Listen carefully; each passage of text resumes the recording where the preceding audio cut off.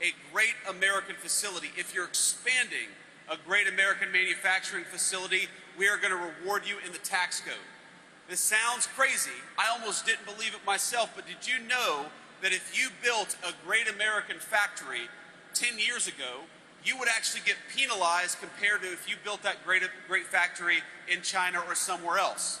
So why don't we change the tax code? And that's exactly what we did, to where if you build or expand a great American factory, the federal government is going to reward you instead of penalize you for a change. I think that's the biggest provision in the big, beautiful bill. Invest in American workers, invest in American companies, and your government is going to fight right alongside you to build those great American dreams. That's a very good thing.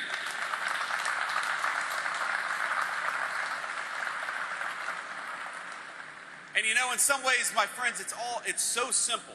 It is so simple. You need a government that works for you for a change. You need a government that makes it easier for your employers and for yourselves to invest and build wealth right here in the United States of America. You need a government that makes your life easier and not harder, and that's what the Trump administration is committed to doing every single day. So I'm going to talk one more thing about the big, beautiful bill, because even though it doesn't touch on manufacturing, it doesn't touch on this beautiful steel mill that we're sitting in right now, it does matter to each and every one of you, and that is border security. How many of us know somebody who has lost a relative, a son or a daughter, a mom or a dad, to the fentanyl that the Mexican drug cartels bring into this country, to the poison that we allow foreign criminal organizations to bring into our country? And so the big, beautiful bill includes billions and billions of dollars to secure our border, to deport those criminal migrants, and to allow the United States to take control of its country once again and kick those drug cartels the hell out of the United States of America. That's a very important thing, too.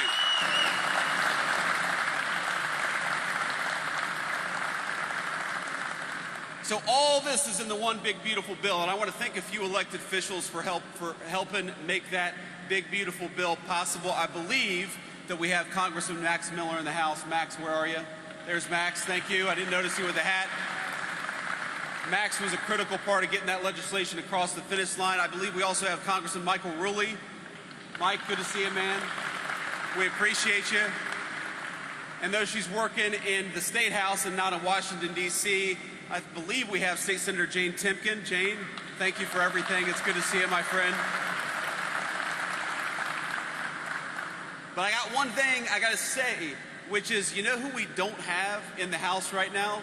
We do not have Congresswoman Amelia Sykes. Even though we're right on the border, I believe, of Amelia's and Michael's district, Amelia Sykes is not here today. And you know why she's not here today?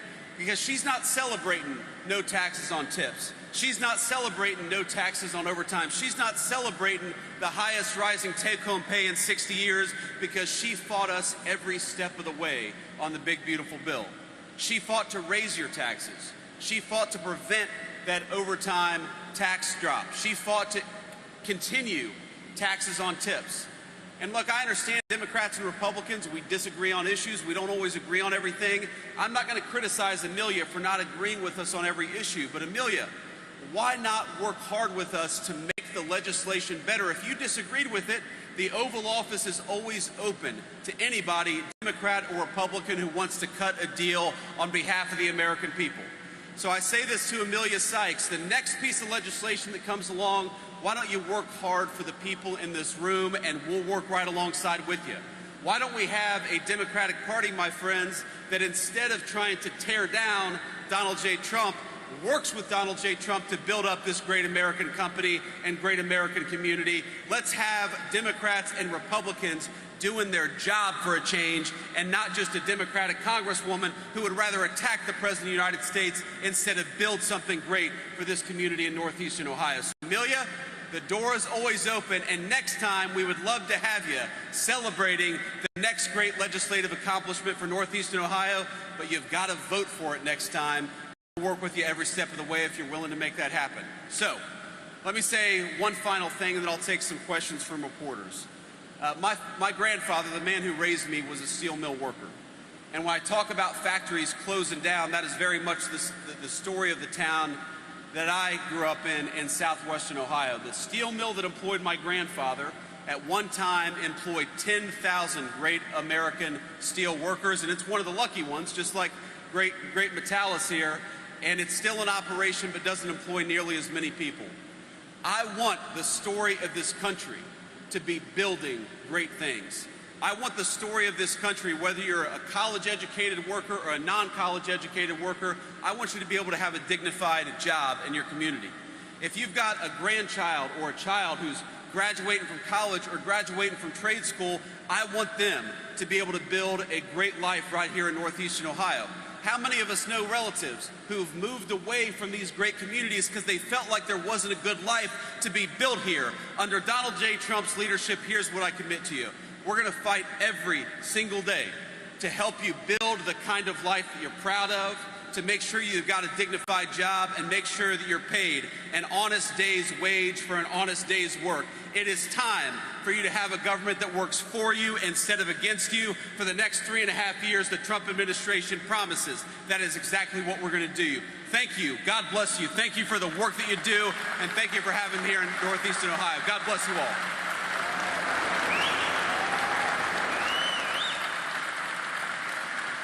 Thank you. All right, we'll take a few questions from the reporters, and then I've got a tour to get to, so it's hard. I've got a bright light. I can't see you, but if you've got a question, just shout it out. Henry Gomez, NBC News. Hey, Henry.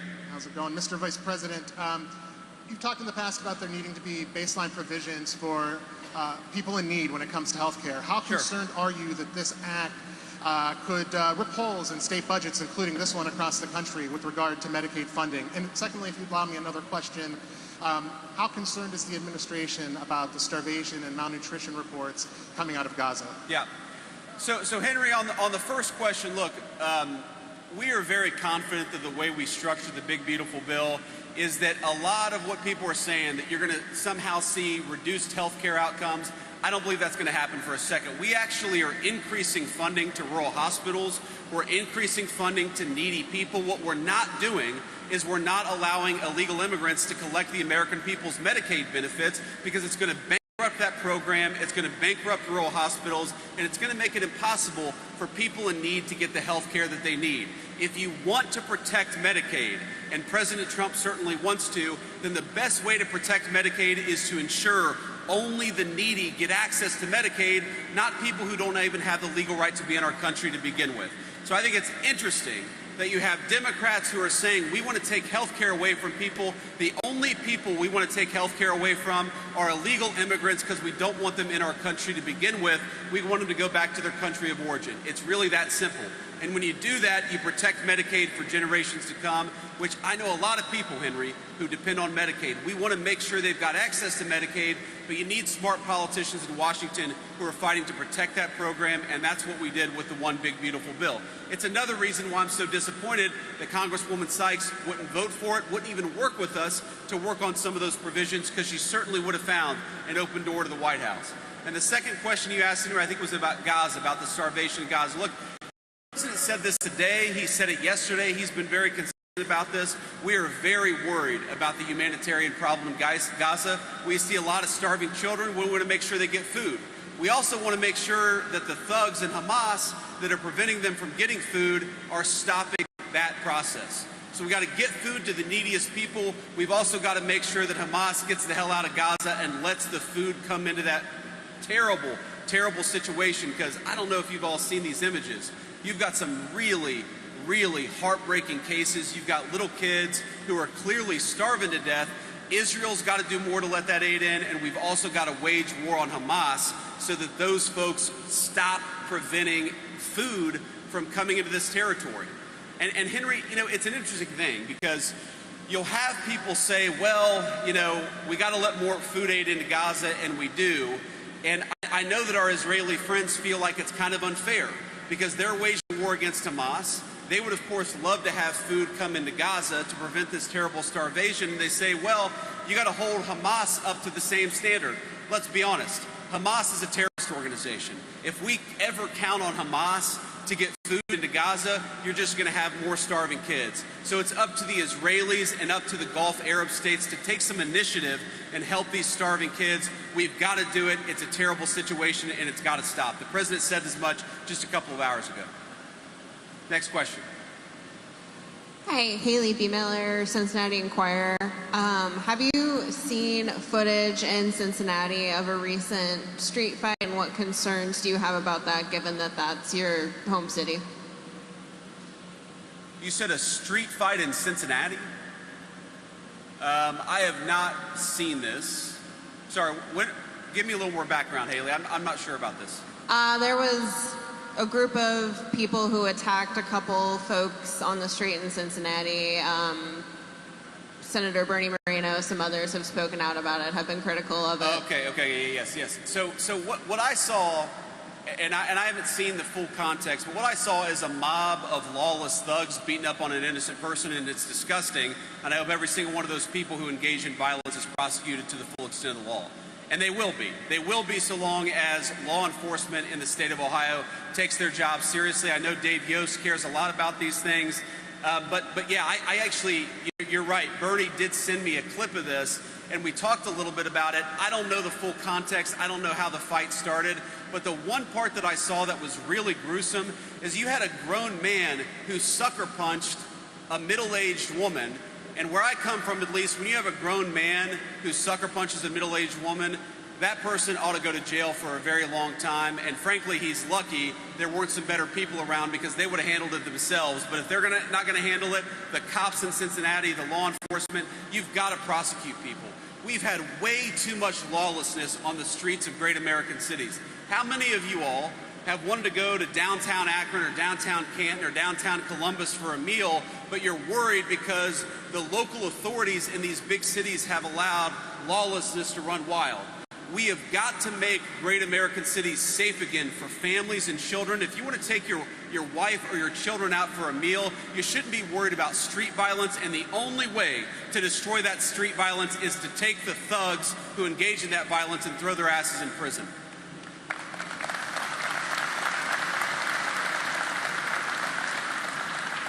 Thank you, Mr. Vice President, for being here. This is Rebecca Downs with the Daily Signal. I'm the Ohio correspondent.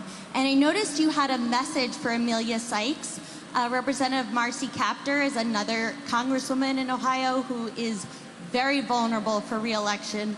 I'm wondering if you think their vote against this bill will come back to hurt them in the midterms, and also if you could speak to how the Republican Party is using the bill to help them in the midterms for 2026. Well, I think the way Republicans are using it to help us is pretty simple. We think this is a great bill for the American people. We think it's great for the incredible American workers that I see smiling up at me right now. They're getting a little hot, I can tell, but we're having a good time, and the bill is good for them.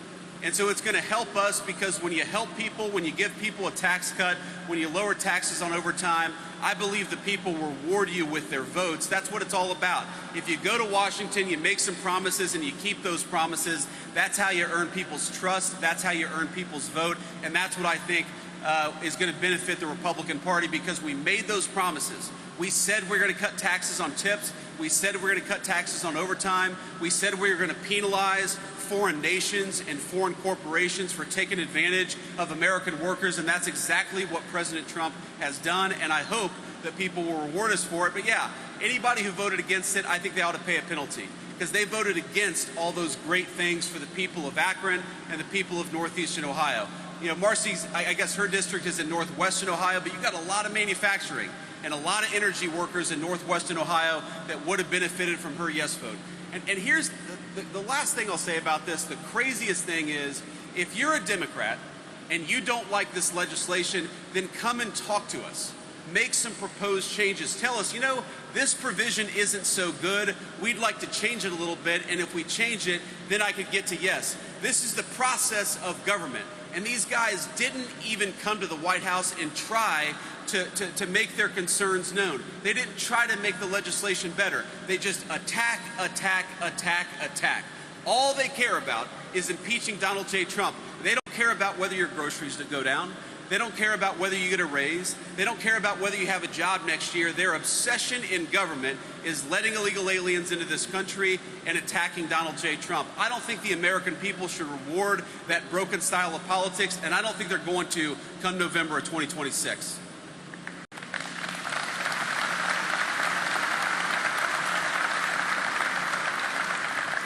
Hi, Mr. Vice President. Julie Carr-Smythe from the Associated Press. I guess I'm going to be that person. There are some protesters outside accusing the GOP of protecting pedophiles, and we're wondering what you think are the reasons the U.S. government should shield the client list of Epstein from the public, and what you have to say about any relevance to that here today. Well, let me say just a couple of things. First of all, the president has been very clear. We're not shielding anything. The president has directed the attorney general to release all credible information and, frankly, to go and find additional credible information related to the Jeffrey Epstein case. He's been incredibly transparent about that stuff, but some of that stuff takes time. You've got to assemble that stuff. You've got to compile that stuff. You've got to redact some victims' names so that you protect the victims. But the president has been very clear. He wants full transparency. He's asked that from the attorney general, and I know, because I talk to her all the time, the attorney general is hard at work on that issue right now. But I think I got to make an observation that there's an interesting thing about this case that the American media seems to totally ignore. For 4 years, under Joe Biden's Department of Justice, the media didn't give a damn about the Epstein files or about the Epstein case. For literally 20 years, the story about this scumbag, and he is a scumbag pedophile, Jeffrey Epstein, he's dead now, but for 20 years, you had Obama and George W. Bush's Department of Justice go easy on this guy. They didn't fully investigate the case. They didn't show any curiosity about the case, and now Donald J. Trump is asking his Department of Justice to show full transparency, and somehow that's a criticism of Donald J. Trump and not Barack Obama and George W. Bush. If you want to criticize the people who aren't showing full transparency, you ought to go after the administrations that went easy on Jeffrey Epstein, the administrations that concealed this case for 20 years, and the administrations that failed to show full transparency. Donald J. Trump, I'm telling you, he's got nothing to hide. His administration has got nothing to hide, and that's why he's been an advocate for full transparency in this case. He's going to keep on being an advocate for full transparency, but while we're focused on that case, Donald J. Trump is also worried about making sure these great workers get more take-home pay and better jobs, and that's the focus of the administration. Thank you.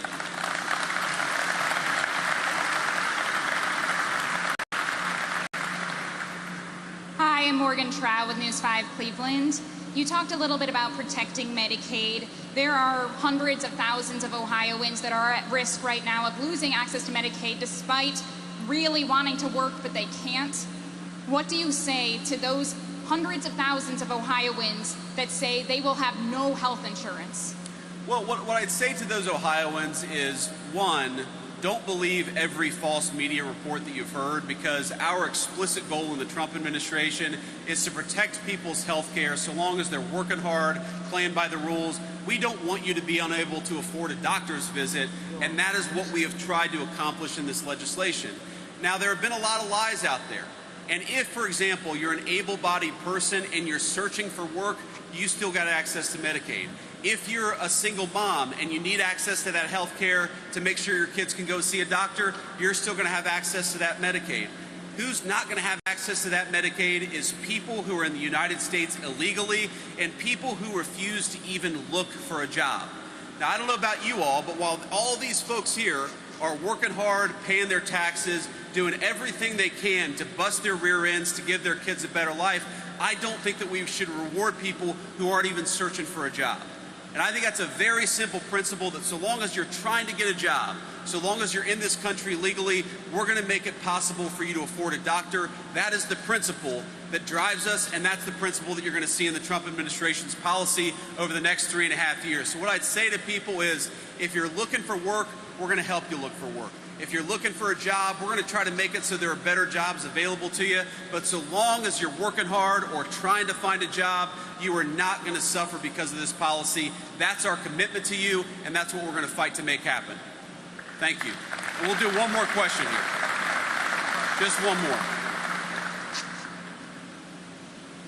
Thank you, Mr. Vice President. I'm Jeff Gorman with Hudson, Ohio Today. You talked about the next major piece of legislation. Since the One Big Beautiful Bill covered so much ground, what are some of the other legislative goals that the Trump administration has? Well, there are a lot of things that we want to work on, Jeff, and I appreciate your question. Number one, housing costs are way too high in this country. If you look over the 4 years of the Biden administration to the moment that Donald J. Trump took office, you had housing costs go up almost 100%. Housing nearly doubled. We've got a lot of great young American families who can't afford a home because housing went up so much under the Biden administration. Now, I'm proud of the fact that according to Zillow, under the Trump administration, housing has gone up 0.4% over the past 6 months. So we're making a lot of progress, but I think there's a lot more that we can do. We're, of course, going to keep on working on the health care question. The president really cares about this deeply. Why is it that European nations pay way less for prescription drugs than we do in the United States of America? They're basically free riders off the generosity of the Americans in this room. I think it's crazy that Americans pay so much for prescription drugs while a lot of our allies pay a huge discount. We're going to work on that issue too over the next year and a half. So there's a lot to do. There's a good news, bad news. The bad news is Joe Biden left us with a ton of a mess to clean up. The good news is there's a lot of opportunity to solve the American people's problems. The president is committed to doing that over the next year and a half and then the years beyond that as well. Thank you, Jeff. And let me just say, before we get to our tour, let me offer one final thought here, and it's that you guys, you hear the president say, "Make America great again." You are the people who make America great again. You bust your ass every single day. You build a great American product. I was talking to Mike and some of the senior staff just before I got out here, and they told me about this new furnace you're building that is going to build, or it's going to build the components that go into 155 millimeter artillery shells. So you all, by taking your craft seriously, by working hard, by doing a diligent job, you're going to make it so that the people who keep us safe have the weapons necessary to make our country safe and to save their own lives in the process. That's an amazing thing. That's an amazing legacy for you to take home to your children and be proud of. I hope that you are as proud of the work you do as I am of you, and I'm proud to be here today. God bless you guys. Keep at it. Love you.